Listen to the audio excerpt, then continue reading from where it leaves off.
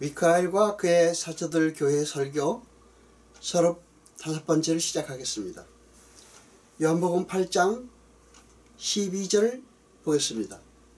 예수께서 또 일러 가라사대 나는 세상의 빛이니 나를 따르는 자는 어둠에 다니지 아니하고 생명의 빛을 얻으리라. 아멘. 이스라엘의 초막절에 대하여 살펴볼 필요가 있습니다.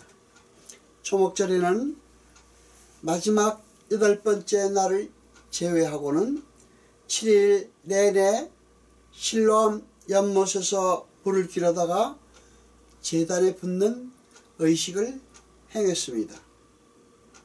그 의식은 하나님의 영광이 떠나버린 성전에서 다시 하나님의 영광이 충만하게 임하여 화려한 다윗 왕국을 회복시켜 주시기를 기대하는 간절한 유대인들의 염원이 담긴 의식이었습니다. 아울러 광야 반석에서 물을 내어 그들의 갈증을 해결해 주신 하나님의 은혜를 기리는 의식이기도 했습니다. 뿐만 아니라 유대인들은 초막절 저녁이면 높이가 150피트나 되는 커다란 촛대를 2개나 세우고 예루살렘 시내를 밝혔습니다. 그 촛대는 성소 안의 금 촛대를 확대한 모양으로 가지가 7개나 되는 웅장한 촛대였습니다.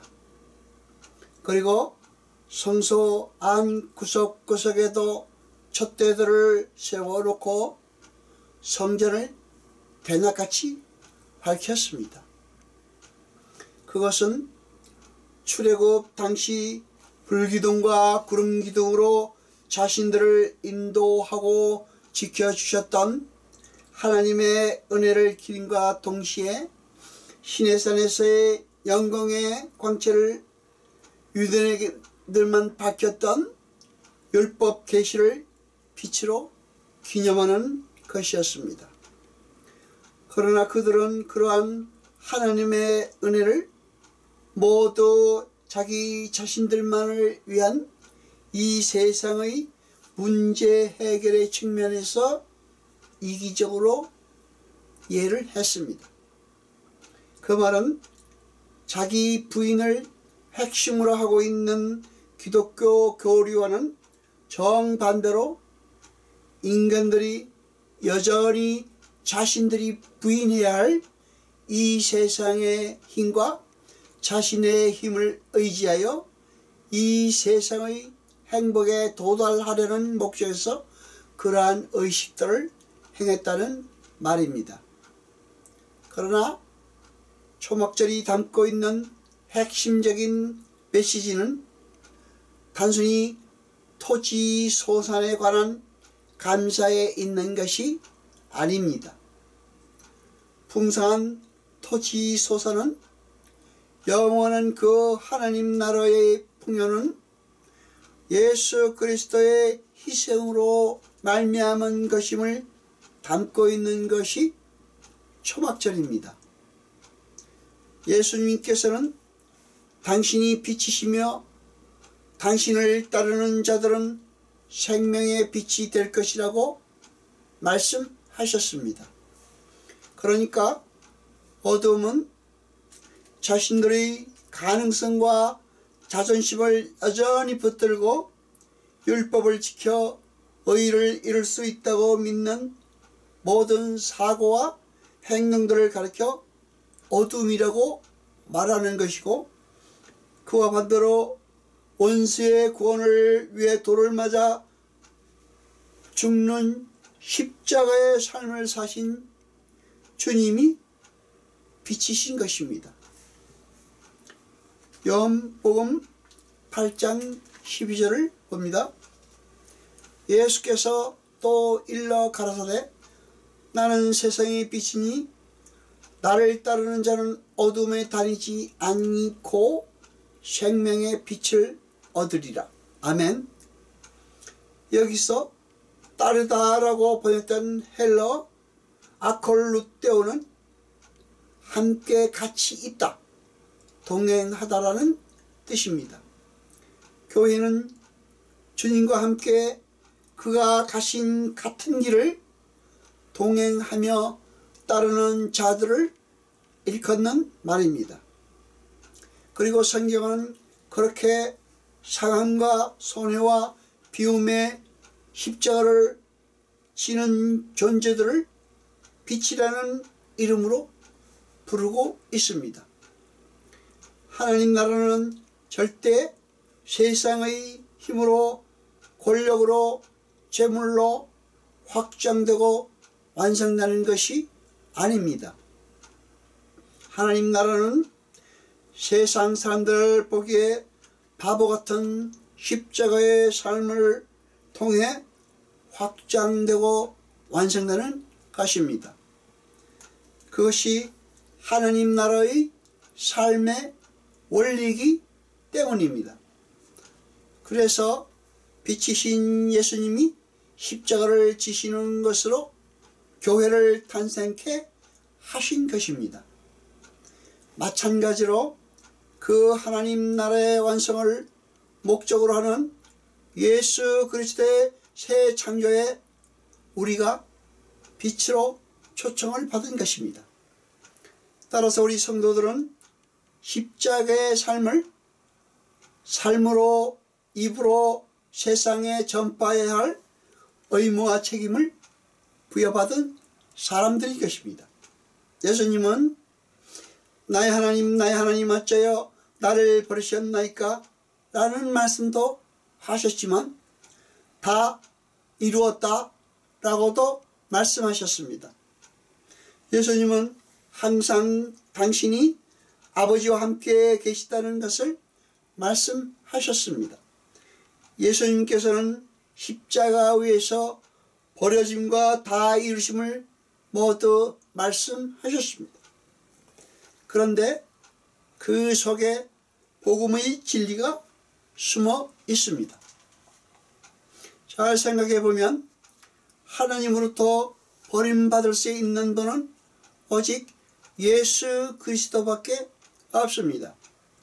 왜냐하면 세상에는 예수님 말고 하나님 아버지와 일체될 수 있는 존재가 없기 때문입니다. 버려졌다는 것은 분명 일체였다는 것을 전제로 하기 때문입니다. 인간 중 그 어느 누구도 하나님과 일체였던 적이 없기 때문에 인간은 하나님으로부터 버려진다는 것이 불가능한 존재입니다. 이렇게 하나님의 뜻의 완전한 이루심은 하나님의 뜻에 의해 버려져도 자아가 등장하지 않을 수 있는 분에 의해서만 가능한 것입니다. 아버지의 뜻의 온전한 이루어짐은 온전한 자기 부인, 온전한 순종으로만 이루어질 수 있는 것입니다. 그래서 예수님의 버려짐이 예수님의 다 이루심이 되는 것입니다. 예수님의 버려짐 말고는 아버지의 뜻은 결코 이루어질 수 없습니다. 요한복음 6장 40절을 봅니다. 내 아버지의 뜻은 아들을 보고 믿는 자마다 영생을 얻는 이것이니 마지막 날에 내가 이를 다시 살리리라 하시니라. 아멘. 하나님 백성들의 구원과 하나님 나라의 완성이 아버지의 뜻입니다. 그 아버지의 뜻은 예수 그리스도의 버려짐에 의해 온전히 다 이루어지는 것입니다. 그런데 십자가 상에서 예수 그리스도의 버림 속에 우리가 함께 동행하고 있었고, 예수의 버려짐의 삶이 하나님 아버지의 뜻을 다 이루어낸 것처럼 우리의 삶도 아버지의 뜻에 다 이루어지는데 동참하게 된 것입니다. 중요한 것은 우리는 우리의 인생 속에서 바로 그러한 십자가의 버려짐을 실제화하여 살게 된다는 것입니다. 우리가 쉽게 오해하는 것이 예수님이 육체를 입고 있는 사람들 대표해서 버려지셨다는 것을 대표화하는 것입니다. 그래서 십자가가 우리를 구원했으므로 우리는 이제 이 땅에서 부귀영화와 만사의 형통의 길만 가면 된다는 식의 사고가 너무나 편만하게 퍼져 있습니다. 아닙니다. 예수님은 우리와 연합되셔서 십자가에 버려지심을 당했습니다. 마찬가지로 우리는 이 세상에서 그분의 버려짐을 동일하게 체험하면서 새 창조 사역을 거들게 되는 것입니다. 우리 성도도 이 세상의 빛으로 참빛이신 예수님을 따라 하나님께 버려짐 당하는 모습으로 산다고 할지라도 하나님 아버지께서 끝까지 우리를 돌봐주시고 우리는 끝까지 순종하는 삶으로 말미암아 아버지의 뜻을 이루어 나가야 하는 것입니다. 여호와 아버지 하나님 거룩하시며 세세토록 영광과 찬송 받으소서. 말씀을 들을 때 깨닫게 하시며 우리로 진리를 알게 하소서. 이 모든 것 감사드리며 우리 주 예수 그리스도 이름으로 기도드리옵나이다. 아멘.